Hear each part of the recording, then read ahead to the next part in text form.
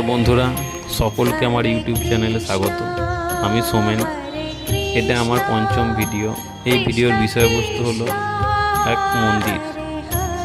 এই ঐতিহ্যবাহী মন্দিরটা হাওড়া জেলার আমতা বিধানসভার জয়পুর থানার অন্তর্গত ঠিক দাস পরিবারের মন্দির।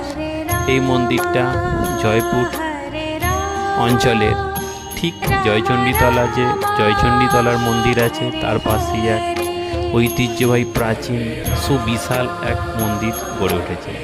এই মন্দিরটা বিশেষত্ব হলো পুরোটাই টেরাকোটা দ্বারা কাজ। এই টেরাকোটার কাজ আজকের দিনে প্রায় দেখাই যাচ্ছে না।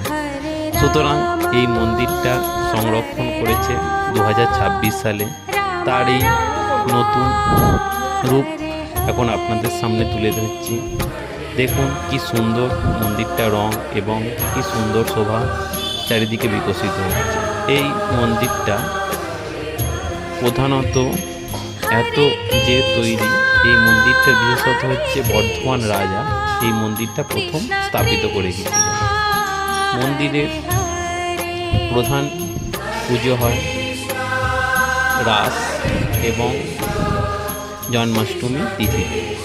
এছাড়া প্রত্যেক দিন যেমন সেবা ব্রাহ্মণ মহাশয় করে, প্রত্যেক দিন সেবা। এত সুন্দর রং। তাই মন্দিরটা কেমন লাগছে বন্ধুরা আপনারা জানান। ধন্যবাদ।